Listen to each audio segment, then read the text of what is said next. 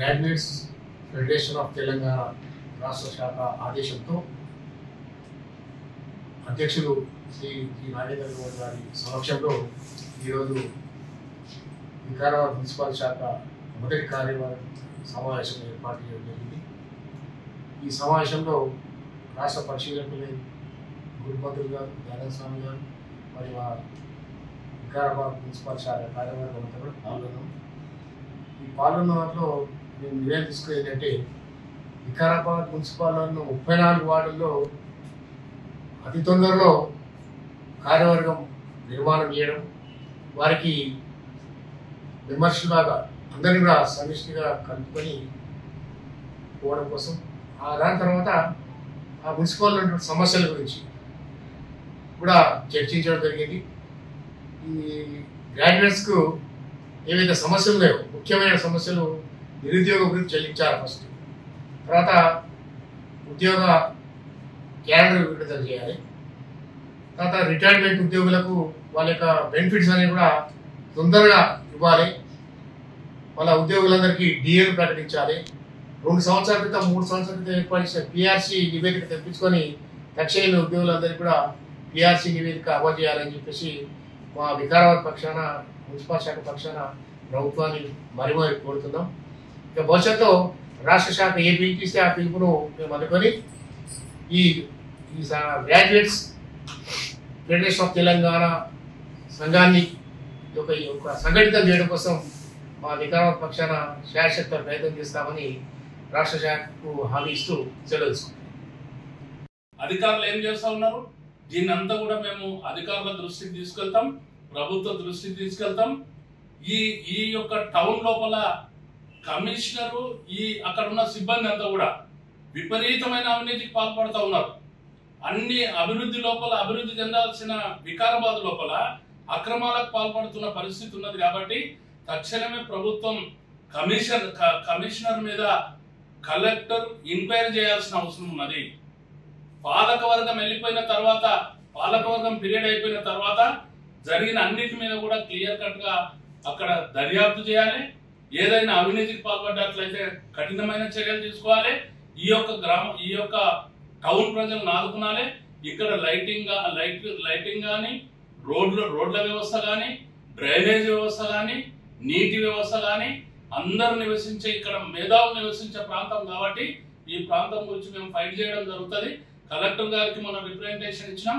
తక్షణమే దీని మీద చర్యలు తీసుకోవాలని చెప్పి కూడా మేము ప్రభుత్వానికి హెచ్చరిక చేస్తూ ఉన్నాం, డిమాండ్ చేస్తూ ఉన్నాం.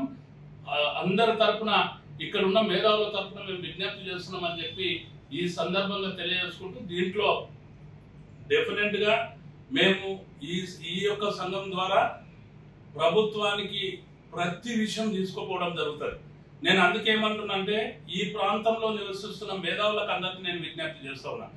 గ్రాడ్యుయేట్ కంప్లీట్ అయిన ప్రతి ఒక్కరు కూడా నేను విజ్ఞప్తి చేస్తా ఉన్నది ఏంటంటే, ఏదైతే టౌన్ కమిటీ ఏర్పాటు అయిందో ఈ టౌన్ కమిటీ ద్వారా మేము ఒక నిర్ణయం తీసుకున్నాం. వార్డు కూడా మేము కమిటీలు ఏర్పాటు చేయాలి. వార్డులో సంఘ సేవ చేయడానికి, సమాజ సేవ చేయడానికి స్వచ్ఛందంగా ముందుకు వస్తున్న వ్యక్తులను అందరినీ కూడా కదలిక తీయాలి. వాళ్ళ ద్వారా వికారాబాద్ పట్టణం లోపల పకడ్బందీ ఈ యొక్క గ్రాడ్యుయేట్ ఫెడరేషన్ ఆఫ్ తెలంగాణ అంటే గ్రాడ్యుయేట్స్ అందరూ కూడా దీని కింద మనం అందరం కూడా ఒక సమిష్టిగా, మా సింబల్ కూడా అదే, మేము అదే చెప్తా ఉన్నాం. 2 చేతులు కలిపే సింబల్ తో ఏదైతే అవుతున్నామో సమిష్టిగా మనం అందరం ఫైట్ చేద్దాం.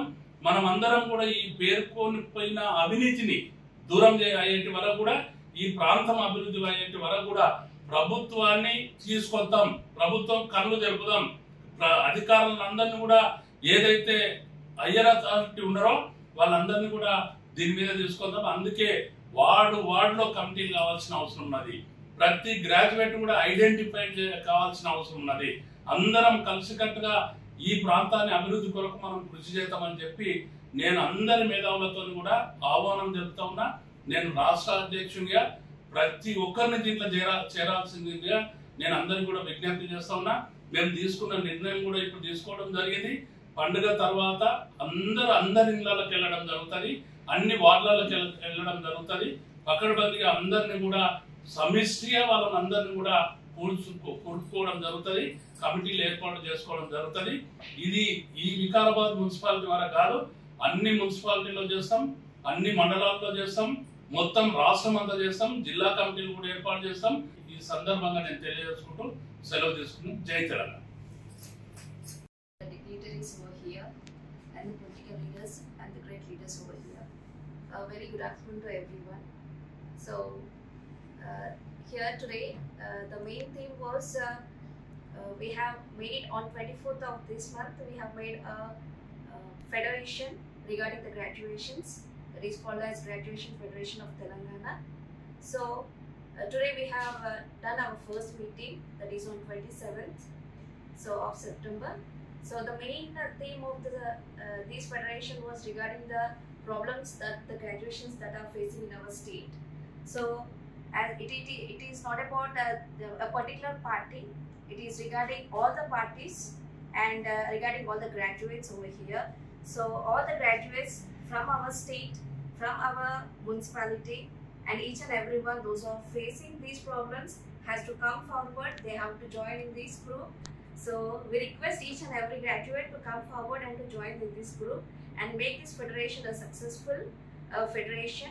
Not only present, in the future also we are going to continue and we are going to follow with this federation and regarding the problems of all the graduations over here. And thank you for giving me this opportunity. Thank you everyone. ఈ రోజు graduate federation of Telangana ఈ organisation ద్వారా ప్రథమంగా committee ఎన్నుకోబడ్డ తర్వాత Vikarabad municipal పరిధిలో అంటే జిల్లా head quarter municipality లోపల బ్రహ్మాండమైన కమిటీ 24 నాడు ఎన్నుకున్నాం. ఈరోజు ప్రథమ సమావేశం ఏర్పాటు చేసుకున్నాం. పట్టణ అధ్యక్షుడు మారుతి గారు, అదేవిధంగా పట్టణ కమిటీ ప్రధాన కార్యదర్శి మల్లేశం గారు, అదేవిధంగా తేజస్వి జాయింట్ సెక్రటరీ గారు, వైస్ ప్రెసిడెంట్ సులోచన గారు, రాష్ట్ర కమిటీ నుంచి కూడా దీంట్లో గురు పంతులు రాష్ట్ర కమిటీలో సభ్యులు ఉన్నారు, ఆయతం కానీ దయానంద్ కానీ, అదేవిధంగా యువ నాయకుడు కూడా దీంట్లో పాల్గొనడం జరిగింది. దీంట్లో మెయిన్గా చర్చించిన అంశాలు ఏంటి అంటే ఈ గ్రాడ్యుయేట్ ఫెడరేషన్ ఆఫ్ తెలంగాణ ఏర్పాటు ప్రధానమైన కారణం ఏంటంటే అసంఘటితంగా ఉన్న మేధావులంతా ఎక్కడ చూసినా వేరే అంశాలపైన వేరే వాళ్ళపైన మాట్లాడుతుంది తప్ప ఈ అసంఘటితంగా ఉన్న మేధావుల గురించి ఎవరు కూడా ప్రస్తావన చేస్తలేదు. ప్రభుత్వం కూడా ఎక్కడ మాట్లాడతలేదు. మేము ఈ ఆర్గనైజేషన్ ద్వారా అసంఘటితంగా ఉన్న ఏదైతే మేధావి వర్గం ఉందో గ్రాడ్యుయేట్స్ ఫెడరేషన్ ఆఫ్ తెలంగాణ అని పెట్టి ఆల్ గ్రాడ్యుయేట్స్ కూడా ఎంప్లాయీ ఉండని, రిటైర్డ్ ఎంప్లాయీ ఉండని, నిరుద్యోగి ఉండని వాళ్ళందరి సమస్యల మీద పోరాటం చేసి సంఘటితపరచడానికే ఈ యొక్క ముఖ్య ఉద్దేశంగా దీన్ని ఏర్పాటు చేశాం. ఈ ఏర్పాటు చేసిన దాంట్లో ప్రధానంగా మేము ప్రభుత్వానికి డిమాండ్ చేస్తున్నాం. ఏదైతే నిరుద్యోగులు ఈరోజు నిరుద్యోగులుగా ఉంటున్న పరిస్థితి లోపల నిరుద్యోగులకు మీరు ప్రభుత్వంలోకి రాకముందు ఏదైతే సంవత్సరానికి 2 లక్షల ఉద్యోగాలు అన్నారో తక్షణమే 2 లక్షల ఉద్యోగాలు ఇవ్వాల్సిన అవసరం ఉన్నది. ఇంకో విషయం కూడా నేను చెప్తుంది ఏంటంటే ఆ 2 లక్షల ఉద్యోగాలు అయినంత వరకు కూడా జాప్యం ప్రభుత్వం చేయాల్సిన అవసరం లేదు. ఎప్పటికప్పుడు కూడా ఖాళీలను పూర్తి చేయాలి తక్షణమే. ఎందుకంటే వాళ్ళు ప్రిపేర్ అయిన టైం అంతా వేస్ట్ అవుతున్నది కాబట్టి తక్షణమే వాళ్ళకు ఆ అవకాశం కల్పించాలి. ఏదైతే ఖాళీలు ఏర్పడితే వెంబడే భర్తీ చేయాల్సిన అవసరం ప్రభుత్వానికి ఉంది అని చెప్పి కూడా తక్షణమే 2 లక్షల ఉద్యోగాలు భర్తీ చేయాలి. దాని కొరకు జాబ్ క్యాలెండర్ కూడా ప్రకటించాలి. ఇంకో విషయం ఏంటి అంటే ప్రియాంక గాంధీ మేడం గారిని తీసుకొచ్చి తెలంగాణ రాష్ట్రం లోపల అధికారంలోకి రాకముందు ఏదైతే చెప్పడం జరిగిందో నిరుద్యోగులకు అందరికీ కూడా నిరుద్యోగ వృత్తి 4,000 ఇస్తామన్నారో దాన్ని తక్షణమే ఇవ్వాల్సిన అవసరం ఉన్నది. ఆ నిరుద్యోగ వృత్తి గురించి కూడా మేము విపులంగా చర్చిస్తూ ఉన్నాం. నిరుద్యోగులతో కూడా మేము చర్చిస్తున్నాం. ఏంటి అంటే నిరుద్యోగులు గ్రాడ్యుయేషన్ పాస్ అయిన తర్వాత ఏదైతే కాంపిటిటివ్ ఎగ్జామ్స్ కు అటెండ్ కావాలనో కాంపిటిటివ్ ఎగ్జామ్ లో అప్లై చేయాలన్నా కావాలి, మెటీరియల్ తీసుకోవాలన్నా కావాలి, లేకుంటే ట్యూటోరియల్లో ప్రిపరేషన్ అయినా కావాలి, ఎగ్జామ్ రాయడానికైనా కావాలి, అంత డబ్బుతో కూడుకున్నది. కాబట్టి తక్షణమే 4,000 నిరుద్యోగ వృత్తి ఇవ్వాల్సిన అవసరం ఉన్నది అనేది ప్రధానంగా మేము డిమాండ్ చేస్తూ ఉన్నాం. అదే తీరుగా ఉద్యోగంలో ఉన్న గ్రాడ్యుయేట్స్ కూడా ఈరోజు ఉద్యోగం ఉన్నా కూడా వాళ్ళు సతమతమవుతున్న పరిస్థితి ఉన్నది. వాళ్ళు రిటైర్డ్ అయినప్పుడు వాళ్ళకి రావాల్సిన బెనిఫిట్ ఎంబడే ఇవ్వాలి, దాన్ని జాప్యం చేస్తున్నారు ప్రభుత్వం. దాని గురించి కూడా ఆ డిమాండ్ కూడా మేము ప్రభుత్వం దృష్టికి తీసుకెళ్తున్నాం. అట్లనే వాళ్ళకి హెల్త్ కార్డ్స్ కూడా ఇష్యూ చేయాల్సిన అవసరం ఉన్నది. వాళ్లకు ఈ రోజు కూడా పిఆర్ఎస్ ఇచ్చిన పరిస్థితి లేదు.